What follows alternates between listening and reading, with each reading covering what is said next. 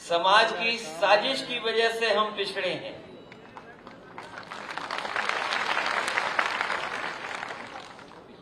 जो हजारों साल पुरानी लड़ाई है,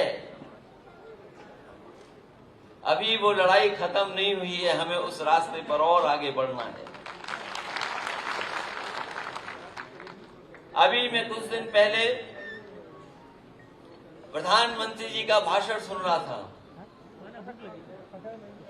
और वो लाल किले पे संकल्प ले रहे थे कि हमारा भारत विकसित देश बन जाए, दुनिया में भारत की प्रतिष्ठा बढ़ जाए। यहां आज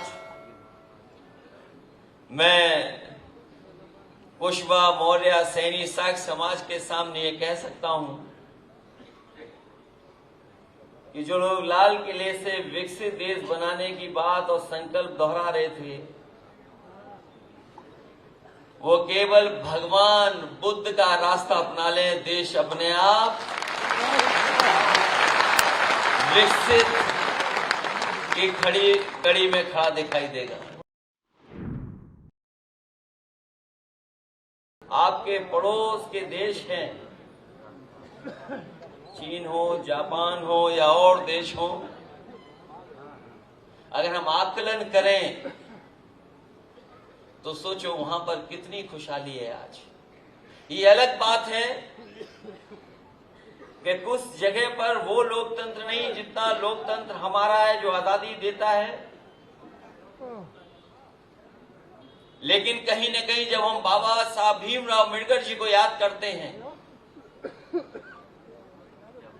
तो ये उन्हीं का संविधान दिया हुआ है जो हमें अधिकार देता है, हमें सम्मान देने के रास्ते पे ले जाता है। इसलिए आज जहां हमारा देश विकसित होना चाहिए, वहीं हमें यह भी सोचना पड़ेगा कि वो कौन सी समाज की ताकतें हैं जो बाबा साहब भीमराव अम्बेडकर जी का दिया हुआ संविधान को हम लोगों से छीनना चाहते हैं। यहां जितने लोग हम लोग बैठे हैं, हम लोगों को बीजेपी की साजिश से सावधान रहना पड़ेगा। और इसलिए सावधान रहना पड़ेगा कि वो किसी सीमा तक जा सकते हैं। हालांकि जो हालत उसकी हुई है, मुझे तो यही लगता है कि समाजवादी एम्बुलेंस जो चलाई गई थी उसी में वो गया होगा।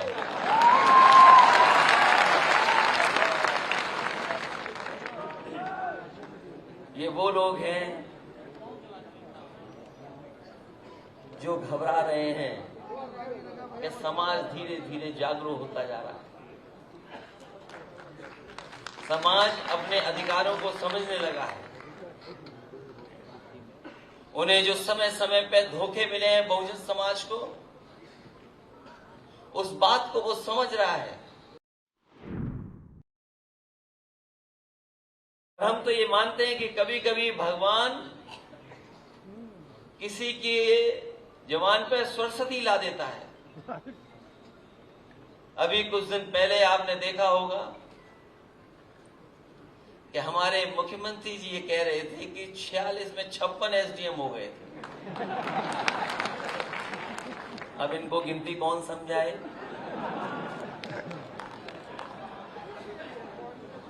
और मैंने पूछा उनसे कि वो 46 में जो 56 हुए थे उसकी सूची कम से कम विधानसभा में रख दो। वो सदन जिसमें बात रखी थी, वो सदन का समय खत्म हो गया। अभी कुछ दिन पहले फिर सदन चल रहा था, उसमें भी वो भूल गए। मैं इस बात को इसलिए बोल रहा हूं कि हमें और आपको उनकी साजिश से सावधान रहना पड़ेगा।